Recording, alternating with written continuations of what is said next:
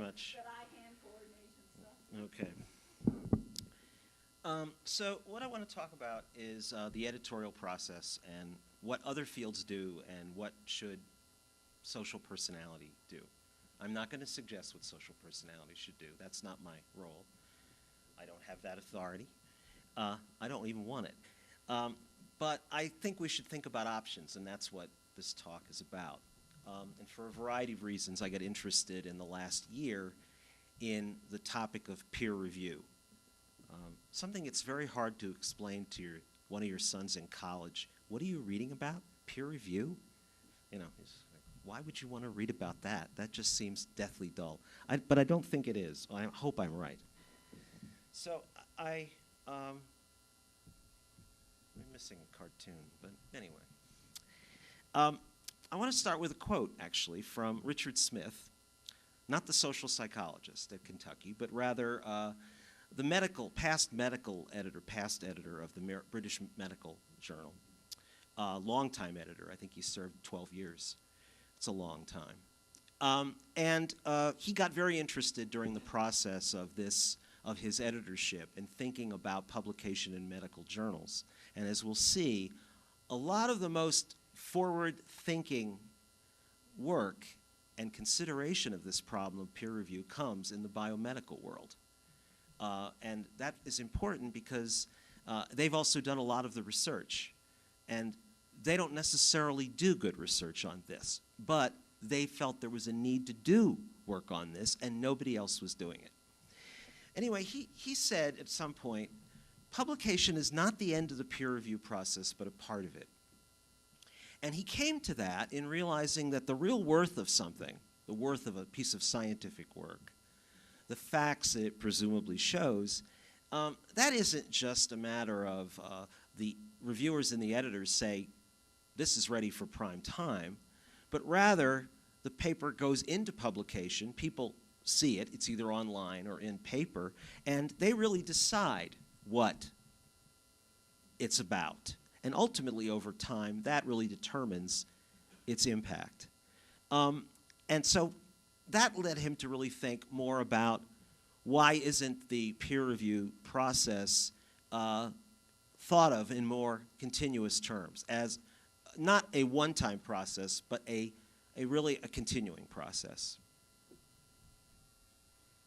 The cartoons. Your reviewers want to know if you have enough flexibility to just give up. And that's sort of related to Marilyn's comments about some of the journals in the field and what the process is like, how long it is, and how difficult authors certainly say it is. And of course, reviewers and editors, we complain too, which authors don't like to hear our complaints, and I understand that.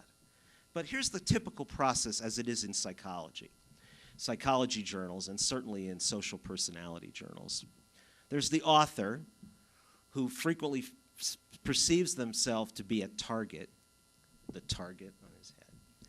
There's the editor, sends the paper to the editor, who can sometimes becomes a target. And then there's expert reviewers, people that the editor sends the paper to. And I listed 4 because very frequently editors these days do, in fact, seek out for reviewers, sometimes even more. And that is an interesting kind of thing, even in what I would like to think, but is not true, since when I was a youth, I can remember what paper reviews were like.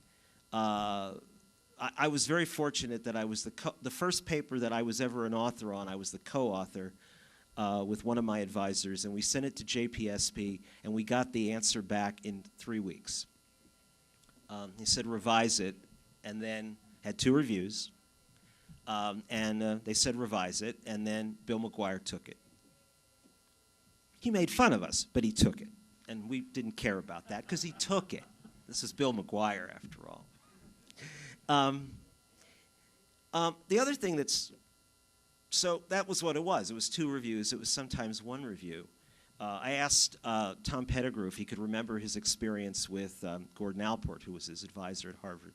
And he said he couldn't remember real well, but he did remember that when Gordon Allport was the editor of the Journal of Abnormal and Social Psychology, JPSP's predecessor, his recollection was that Gordon Allport rarely used more than one. He certainly never used more than two.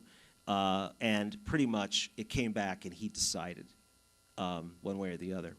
But now we have many more than two. Sometimes at least the editors look for many more than two.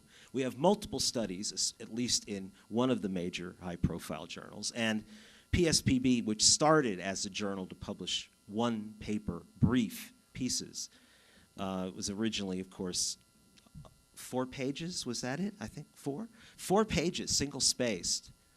You sent it in. It was camera copy if they accepted it. You gave them the stamp to get the reviews and to send anything back. You had to pay for that. It was interesting, but it was brief, and it had maybe one study.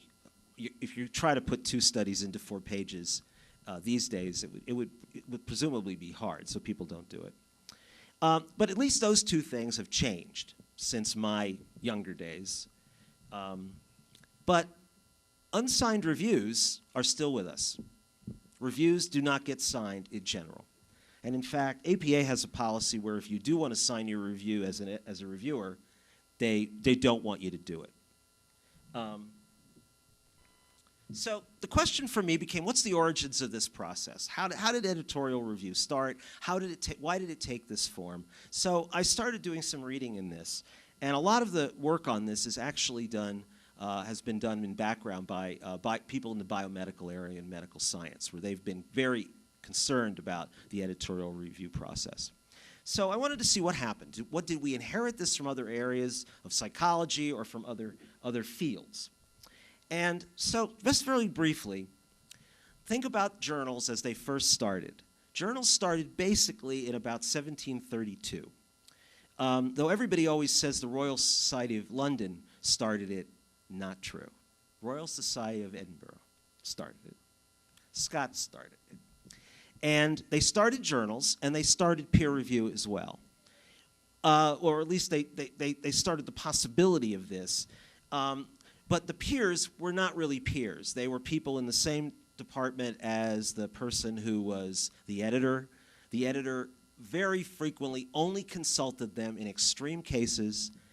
And also, most papers that were submitted were accepted. In fact, in those days, almost to World War II, editors did more soliciting and inviting and cajoling and begging authors to write papers. And there are many editors who, for some issues, they were the authors of many of the papers. So it functioned like a newspaper. And they thought of it as a newspaper, and it always, when I learned this, I immediately was thinking of my mother, passed away, who whenever I published something and she was told about it, would always say, "Oh, you published in another magazine? Which one?" And I would say, "It's not a magazine, Mom." But in 1732, it would have been like a magazine, or it would have been like a newspaper. But the decisions were by and large made by editors or their friends who were local. In 1873, a doctor, Ernest Hart, introduced peer review to the British Medical Journal. And he made it a formidable change in that, and they maintained a peer review system that does, in fact, look like what we have now. Editor sends it out and gets reviews. The reviewers are not